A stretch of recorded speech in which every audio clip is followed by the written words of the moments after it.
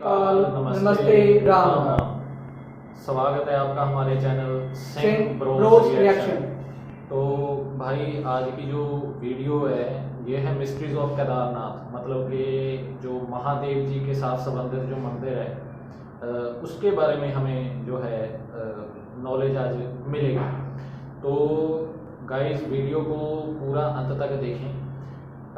शिव जी के बारे में वैसे हम सबको पता ही है ना, उनके बारे में हम जानते हैं मतलब, लेकिन आज उनके साथ जुड़े जो मंदिर हैं जैसे केदारनाथ, उनके बारे में हमें जानने को आज जो है वो मिलेगा। क्योंकि हम हमको उनके बारे में मंदिर के बारे में पता नहीं है, क्योंकि इस वीडियो में देखने को हमको मिलेगा, जानने को मिलेगा। हाँ, हमें आज ये वीडियो हमारे लिए एकदम नई होने वाली है। तो गाइस कृपया अंत तक हमारे साथ बने रहें और वीडियो में हमको कुछ सीखने को ही मिलेगा, कुछ ऐसा नहीं है कि कुछ गलत नहीं है, सीखने को मिलेगा, ठीक है ना। तो इसीलिए भाई वीडियो के अंत तक बने रहें और जिसको वीडियो पसंद आए वो लाइक करे और आगे आने वाले और टॉपिक पर हमें वीडियो जो है वो सजेस्ट करें कि हम और किस वीडियो पर रिएक्शन कर सकते हैं। तो भाई बिना किसी देरी के वीडियो शुरू करते हैं। चलिए। 400 साल तक बर्फ के अंदर दबा एक मंदिर, जिस पर बड़ी सी बड़ी बर्फ की चट्टानें आके गिरती रही, फिर भी इस मंदिर को कोई हानि नहीं पहुंची। और फिर कई साल बाद जब बर्फ पिघलने लगी तब ये मंदिर सामने आया और साइंटिस्ट और जियोलॉजिस्ट इसे सही सलामत देखकर दंग रह गए। एक ऐसा मंदिर जिसके दर्शन करने पर माना जाता है कि मोक्ष के सभी रास्ते खुल जाते हैं, क्योंकि महाभारत के अंत में शिव जी ने स्वयं यहाँ प्रकट होकर पांडवों को स्वर्ग का रास्ता दिखाया था। यह है शिव जी के 12 ज्योतिर्लिंगम में से एक माने जाने वाला हिमालय की चोटियों के बीच बसा श्री केदारनाथ मंदिर। जय श्री केदार। उत्तराखंड में रुद्रप्रयाग नाम का एक छोटा सा शहर है जो खूबसूरत वादियों से सजा हुआ है, और इन्हीं खूबसूरत वादियों में बसा है शिव जी के सम्मान में बना बाबा केदारनाथ मंदिर। इस विशाल मंदिर को हिंदुस्तान के सबसे पुराने धार्मिक स्थानों में से एक माना जाता है। केदारनाथ मंदिर का सबसे पहला वर्णन 7वीं सदी में लिखे गए स्कंद पुराण में किया गया था, और ये इस बात को दर्शाता है कि ये मंदिर कितना पुराना है। समुद्र के तट से 3584 मीटर ऊपर बसा ये मंदिर एक 6 फीट के ऊंचे पत्थर के प्लेटफॉर्म पे बना है, और यहाँ पे आपको सबसे पहले शिव जी के वाहन नंदी जी की पत्थर से बनी हुई एक सुंदर सी मूर्ति दिखाई देगी। नंदी महाराज के ठीक सामने है मंदिर का मुख्य भाग, जिसमें एक बड़ा सा मंडप बनाया गया है, जिसके बीचों बीच है मंदिर का गर्भगृह, जिसमें बसा हुआ है एक पिरामिड शेप का शिवलिंग। और ऐसा शिवलिंग आपको कहीं देखने को नहीं मिलता। बर्फीले पहाड़ों के बीच बसे इस मंदिर से कई हैरान कर देने वाली बातें जुड़ी हुई हैं। कहा जाता है कि इस मंदिर को पांडवों ने बनाया था।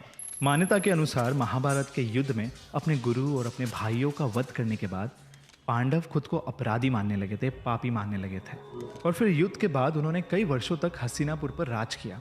पर जब इतने समय बीत जाने के बावजूद उनके मन को शांति नहीं मिली, तो वो अपनी समस्या का समाधान ढूंढने के लिए ऋषि वेद व्यास के पास जा पहुंचे।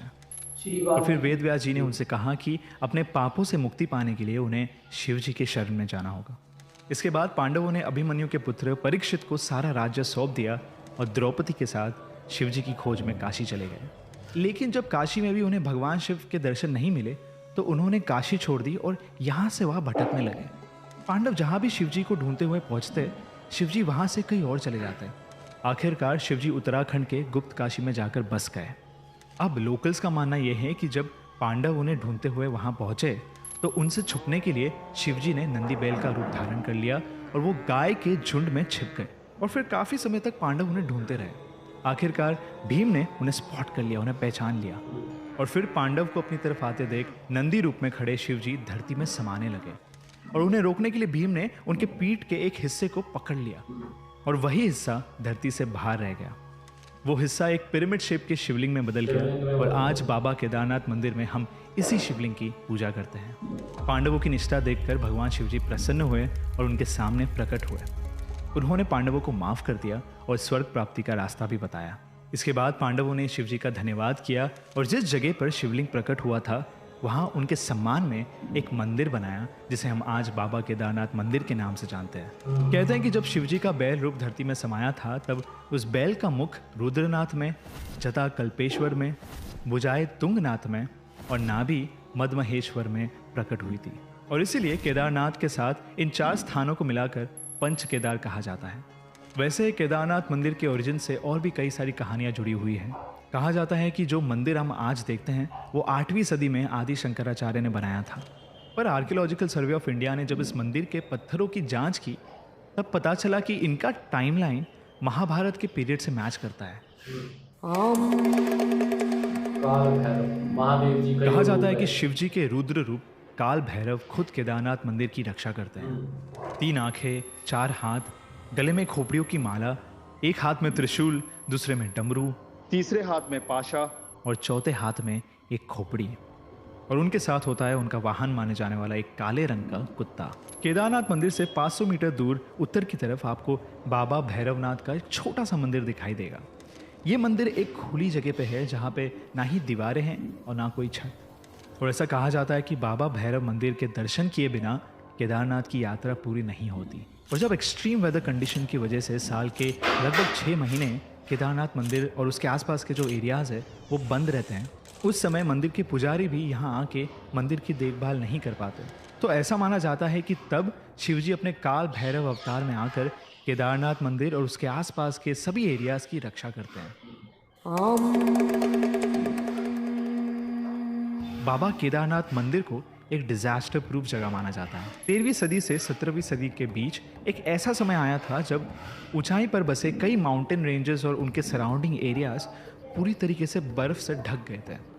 और फिर बर्फ के बड़े बड़े पत्थर और चट्टानें यहाँ गिरती रहती थी और इस वजह से इन एरियाज में काफ़ी नुकसान भी होता था। जब ये बड़ी बड़ी चट्टानें घरों और इमारतों पर गिरती तो वो जगह पर ढेर हो जाते। इस पीरियड को मिनी आइस एज भी कहा जाता है। और लगभग 400 साल तक चले इस मिनी आइस एज ने कई सारी इमारतों को ढेर कर दिया था। पर जब ये पीरियड ख़त्म हुआ तब सामने आया कई हज़ारों साल पुराना केदारनाथ मंदिर जो आज भी उतनी ही मजबूती से खड़ा है। वादिया इंस्टीट्यूट ऑफ हिमालयन जियोलॉजी के रिटायर्ड प्रोफेसर रविंद्र कुमार चौजर ने इस मंदिर की दीवारों को स्टडी किया और उन्हें दीवारों पर कुछ येलो लाइंस दिखाई दी जो बता रही थी कि बर्फ़ की कई सारे चट्टानें आके इस मंदिर पर टकराई थी। पर कमाल की बात है कि वो इस मंदिर का कुछ बिगाड़ नहीं पाई। तो इस स्टडी से ये भी साबित होता है कि केदारनाथ मंदिर 400 साल तक बर्फ़ के नीचे दबा हुआ था और इतनी मुश्किल का सामना करने के बावजूद सही सलामत खड़े इस मंदिर को लोग आज डिजास्टर प्रूफ मानते हैं। और 2013 के उत्तराखंड फ्लड्स के बाद इस बात को और भी ज़्यादा बढ़ावा मिला। उत्तराखंड में तबाही मचाने वाली ये फ्लड्स मंदिर के मुख्य मंडप के एक पत्थर को भी हिला नहीं पाए। ये इंसिडेंट के बाद आर्कियोलॉजिकल सर्वे ऑफ इंडिया ने इस मंदिर को स्टडी किया और तब सामने आया कि केदारनाथ का जो मंदिर है ये एक डिजास्टर प्रोन एरिया को ध्यान में रख के बनाया गया है। इस मंदिर के पत्थरों को आपस में जोड़ने के लिए इंटरलॉकिंग टेक्निक्स का इस्तेमाल किया गया है। इस टेक्निक में पत्थरों को आपस में फंसाकर एक मजबूत जोड़ बना दिया जाता है ताकि बड़े से बड़ा एक्सटर्नल फोर्स भी इसे अलग ना कर सके। लेकिन सबसे कमाल की बात यह है कि सोर्सेस के अनुसार इंटरलॉकिंग टेक्निक्स को हिलेरी फिशर पेज ने अर्ली 1900 में डिस्कवर किया था। पर हमारे पूर्वजों ने कई सदियों पहले बनाए इस मंदिर के कंस्ट्रक्शंस में इस टेक्निक का इस्तेमाल किया था। तो क्या उनके पास पहले से ही इसका ज्ञान था, इसकी नॉलेज थी? जहां एक तरफ मंदिर का एडवांस आर्किटेक्चर हमें हैरान कर देता है, वहीं दूसरी तरफ इस मंदिर के डिजास्टर प्रूफ होने की वजह एक विशाल और रहस्यमय पत्थर को माना जाता है। 16 जून 2013 उत्तराखंड में आए तबाही मचाने वाले फ्लड्स ने पूरे राज्य को हिलाकर रख दिया था। कई सारे बड़े पत्थर और चट्टानें पहाड़ों पे से केदारनाथ की बस्ती पे आ गिरे। इन चट्टानों ने केदारनाथ मंदिर के इर्द गिर्द बसे होटल्स और धर्मशाला को तहस नहस कर दिया। पर केदारनाथ का मुख्य मंदिर और उसके अंदर मौजूद सभी लोग इन खतरनाक फ्लड से सुरक्षित बचे हुए थे। खुद को बचाने के लिए बड़ी संख्या में लोग केदारनाथ मंदिर के अंदर आकर बैठ गए थे और तभी एक विशाल पत्थर बड़ी तेजी से मंदिर की ओर आने लगा। इस पत्थर को देखकर सभी लोग डर से कांपने लगे।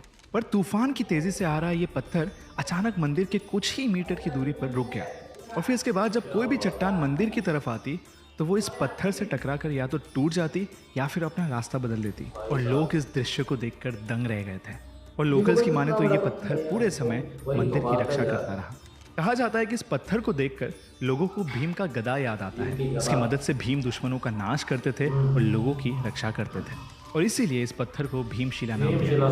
आज ये पत्थर केदारनाथ मंदिर का एक मुख्य भाग बन गया है और मंदिर के साथ साथ लोग इस पत्थर की भी पूजा करते हैं। पर जरा सोचिए कि क्यों ये पत्थर केदारनाथ मंदिर से कुछ ही मीटर की दूरी पे आके रुक गया। क्या सिर्फ ये कोइंसिडेंस है या फिर एक चमत्कार? भीमशिला पत्थर की कहानी आज भी एक गहरा राज है।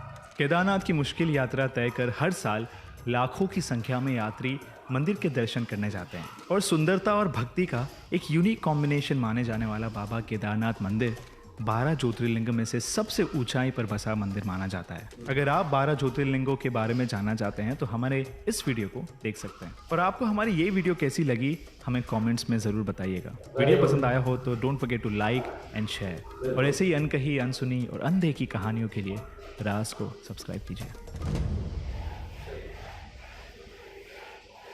भाई मतलब यार आज की वीडियो ये जो देखी है ना भाई, वहाँ पे मतलब यकीन करना कि गूस बम्स आ गए थे जब उन्होंने कहा ना कि एक बड़ा सारा पत्थर आ रहा था। भाई यहाँ पे किसी दीवार पे लगे ऐसा पत्थर, यहाँ पे दीवारों का कुछ और ही हाल हो, ठीक है ना। एक और बता रहे थे ना, मतलब जो मंदिर की मतलब बनाया मंदिर, मतलब आजकल तो इंजीनियर काफी 8वीं सदी में मेरा ख्याल शायद, बहुत 8वीं सदी 21वीं सदी चल रही है। देखिए ये 21वीं, मैं कहता हूँ कि अब से 8वीं सदी के बाद कोई ऐसा नहीं बना सकता भाई। नहीं भाई, मेरी बात देखो, मतलब ना तो तब भी इंजीनियर थे, तब भी भाई हैरान कर। आप देखिए कि आज के समय में टेक्नोलॉजी है इतनी, है ना, बहुत चीजें हैं हमारे पास, लेकिन भाई तब ऐसा कुछ नहीं था। नहीं, आजकल तो यार इंजीनियर इतनी बड़ी बड़ी बिल्डिंग बनाते हैं, थोड़ा सा भूकंप आ जाए तभी हिलने लग जाती हैं भाई, गिर जाती हैं, हिलना क्या गिर जाती हैं। लेकिन भाई कमाल, आज की जो वीडियो देखी ना कि मिस्ट्रीज ऑफ केदारनाथ, इन भाई साहब के चैनल को भी लाइक सब्सक्राइब करना, और यार हमारे चैनल को भी सब्सक्राइब करना, लाइक करना, और ऐसी वीडियोस आती रहेंगी आपके लिए। आप हमें सजेस्ट कर सकते हैं कौन सी वीडियो पर रिएक्शन करना है, कौन सी वीडियो देखनी है। हम आपकी जो रिक्वेस्ट होगी उसको ज़रूर एक्सेप्ट करेंगे और उस वीडियो पर रिएक्ट किया जाएगा। तो भाई आज की वीडियो आपको कैसी लगी? बिल्कुल बढ़िया भाई मतलब कमाल दिखा करके ना, वो जब मैंने सुना कि इतना बड़ा पत्थर आ गया, कुछ मीटर की दूरी पर रुक गया यार, बिल्कुल जैसे थोड़ा फासला था ना मंदिर के बिल्कुल सामने, मंदिर के बिल्कुल सामने। भाई आप सोचिए, मंदिर के बिल्कुल सामने आप, और उस बाद में कहा कि वो रक्षा करता रहा, वो पत्थर जो है, ठीक है ना, कोई भी मतलब उसकी तरफ पत्थर आता थे वो ज्यादा डायरेक्शन चेंज कर लेते थे, जब वहीं पर चकनाचूर हो जाते थे। मतलब यार ये कोइंसिडेंस नहीं है, ये चमत्कार है, तो महादेव की पावर है, ये महादेव की, ठीक है ना। तो भाई मतलब कमाल की थी वीडियो आज की, ठीक है ना। तो जिन्होंने यहाँ तक वीडियो देखी, जिन भी हमारे भाई बहनों ने, उनका धन्यवाद, शुक्रिया।